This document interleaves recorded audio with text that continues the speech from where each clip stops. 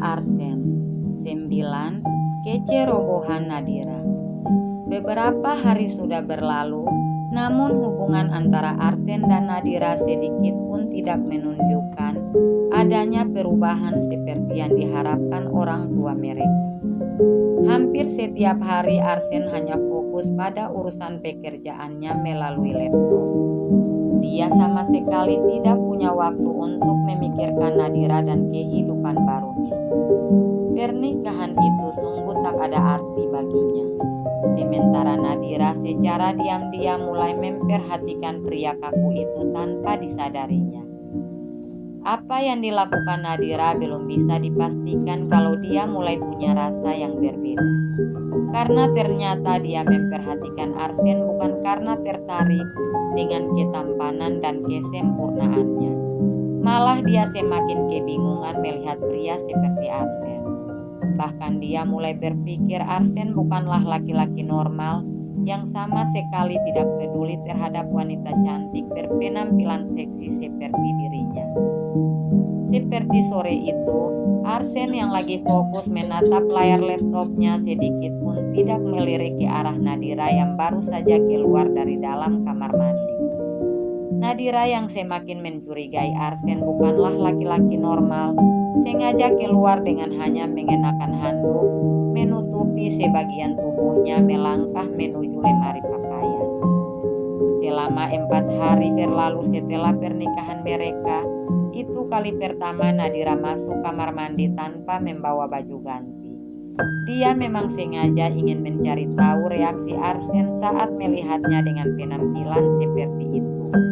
Namun Arsen tetaplah manusia batu yang tidak pernah peduli dengan apapun saat dia lagi serius dengan pekerjaannya.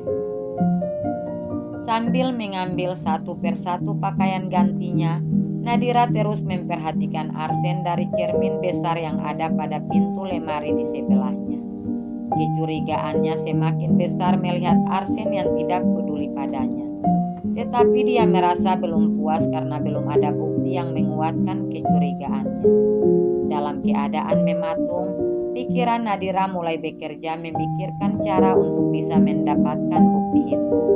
Karena dia ingin semua kecurigaannya bisa dijadikan alasan untuk menolak keberangkatannya bersama Arsen ke Jerman keesokan harinya. Dia pasti tidak tertarik pada wanita, dan aku harus membuktikan itu biar bisa dijadikan alasan untuk tidak ikut bersamanya ke Jerman. Batin Nadira yang masih mematung di depan lemari sambil memeluk beberapa helai pakaian gantinya. Tapi apa yang harus aku lakukan biar bisa membuktikan semua itu? Tidak mungkin aku melepaskan handuk di depannya dan berdiri menunggu reaksinya. Nadira kembali bergumam sambil melirik ke arah Arsen. Ngapain kamu memperhatikan aku sejak tadi? Tiba-tiba Arsen bersuara yang membuat jantung Nadira hampir berhenti berdetak saking kagetnya. Loh, kok kamu bisa tahu? Jangan-jangan kamu memperhatikan aku sejak tadi? Iya kan? Tuduh Nadira tanpa menyadari kalau celana dalamnya sudah berada di lantai. Kamu jangan mencari alasan dengan memutarbalikkan fakta. Aku tidak akan terpengaruh dengan apapun saat sedang bekerja.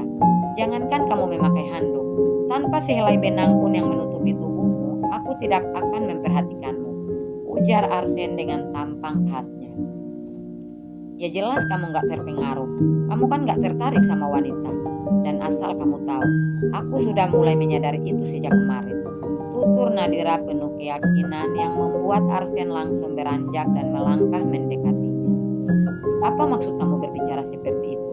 Jangan sembarangan kamu kalau bicara, seru Arsen setelah berdiri tepat di hadapan Nadira yang mulai gugup saat menatap kedua bola matanya. Aku hanya mengatakan apa yang aku tahu, jawab Nadira yang seketika memalingkan pandangan berusaha menghindari tatapan Arsen. Apa yang kamu tahu tentang aku? Kita berdua hanyalah kedua orang asing yang dipersatukan dalam sebuah pernikahan. Jadi kamu jangan sok tahu tentang aku, apalagi menilai buruk diriku. Arsen berkata-kata tanpa melepaskan pandangannya dari Nadira. Bukannya aku sok tahu, tapi aku mengatakan apa yang memang aku ketahui. Kalau kamu itu laki-laki aneh, kamu tidak tertarik pada wanita. karena kamu sama sekali tidak menunjukkan reaksi seperti laki-laki normal saat melihatku walau dengan penampilan seperti ini. Ujar Nadira kembali menatap Arsen yang makin berekspresi datar mendengar ucapannya. Oh, jadi karena aku tidak bereaksi saat melihat penampilanmu, kamu berpikir aku laki-laki nggak normal. Oke, aku bisa membuktikannya sekarang kalau aku laki-laki normal. Ucapan Arsen dengan tatapan tertuju tepat di bagian dada Nadira yang terlihat padat walaupun dalam balutan handuk. Apa maksud kamu? Kamu jangan macam-macam ya. Aku bisa teriak loh. Ancam Nadira sambil memundurkan posisi sedikit menjauh dengan kedua tangan disilangkan tepat di dadanya. Sini kamu, ucap Arsen yang tiba-tiba menarik Nadira dari bagian pinggulnya dan mendekapnya dengan sangat erat yang membuat Nadira semakin ketakutan. Apa yang mau kamu lakukan?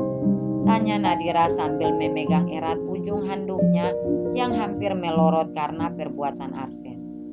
Aku ingin menunjukkan padamu kalau aku adalah laki-laki yang melebihi batas normal, terutama dalam berhubungan dengan wanita. Dan tidak ada wanita yang mampu melayaniku kalau keinginanku sudah tak dapat dikendalikan. Apalagi wanita lemah sepertimu. Mungkin kamu tidak akan bisa berjalan selama beberapa hari. Tapi jangan salahkan aku, karena kamu yang menginginkan semua itu. Kata-kata Arsen sungguh menakutkan Nadira.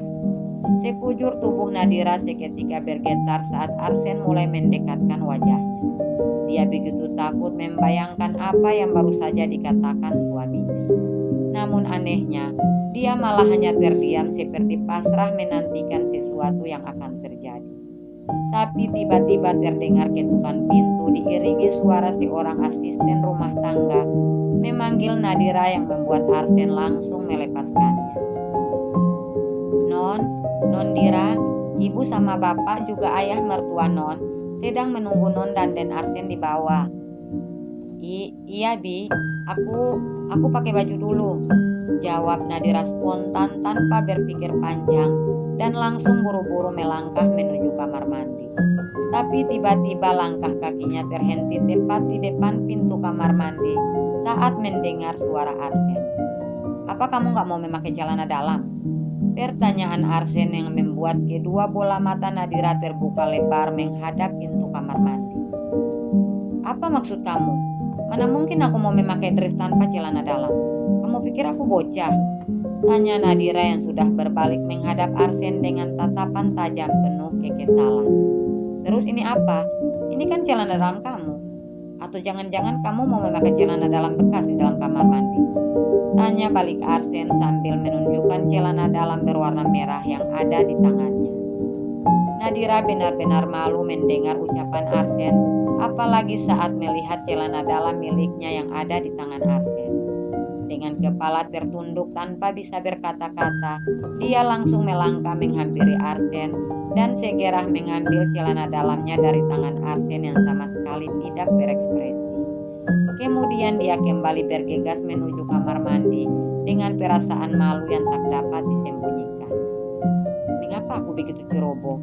Bisa-bisanya aku menjatuhkan celana dalamku di depannya. Dan kenapa juga dia harus mengambilnya? Ya Tuhan, pasti dia sudah bisa memastikan ukuran area terlarangku ini. Nadira berkata-kata sambil menyandarkan tubuh pada pintu kamar mandi. Setelah berpakaian, Nadira pun membuka pintu dan keluar melangkah menuju meja rias tanpa mempedulikan Arsen yang sedang duduk di tepi ranjang menghadap ke arahnya. Seperti biasa, dia tidak lupa memakai beberapa macam perawatan kulitnya, baik pada wajah, juga lengan dan kakinya sesudah mandi. Itulah kebiasaan rutin yang membuat kulit putihnya semakin cerah. Nadira mulai tidak fokus karena menyadari tatapan Arsen yang masih tetap tertuju padanya. Namun dia tidak berani bersuara apalagi menatapnya yang hanya mengenakan celana panjang tanpa baju. Kebiasaan Arsen yang suka bertelanjang dada semakin membuat Nadira tak nyaman berada di dalam satu kamar dengannya. Apalagi saat mengingat kata-kata Arsen tadi sebelum dia kembali masuk ke dalam kamar mandi. Bulu kuduknya seketika merinding membayangi semuanya. Berulang kali Nadira mengoles body lotion pada betisnya dengan posisi menunduk sengaja berlama-lama menunggu Arsen pergi meninggalkan kamar. Tapi tiba-tiba dia pun terkejut mendengar suara Arsen yang sudah berdiri tepat di belakangnya. "Sampai kapan kamu mau memakai baju lasian di kaki kamu? Aku tidak suka menunggu lama." Nadira langsung mengangkat muka menatap Arsen dengan tampang kebingungan sembari bertanya, "Memangnya siapa yang minta kamu untuk menunggu? Pergi saja duluan." "Ambilkan baju aku," seru Arsen yang terlihat begitu gagah dengan rambut yang sedikit berantakan. "Kamu kan bisa ambil sendiri," jawab Nadira cuek. "Apa gunanya kamu aku nikahi? Seorang istri itu harus melayani suaminya dalam segala hal." Pertanyaan Arsen yang membuat Nadira tak lagi dapat berkata-kata. Dengan terpaksa Nadira segera mengambil baju Arsen yang sudah tertata rapi di dalam koper dan meletakkannya di atas meja rias, kemudian pergi meninggalkan kamar tanpa menunggu lama. Nadira yang masih terbilang muda belum sepenuhnya tahu tugasnya sebagai seorang istri, karena dia menerima pernikahan itu pun tanpa ada yang dipersiapkan, baik itu hati maupun pengetahuan tentang sebuah rumah tangga.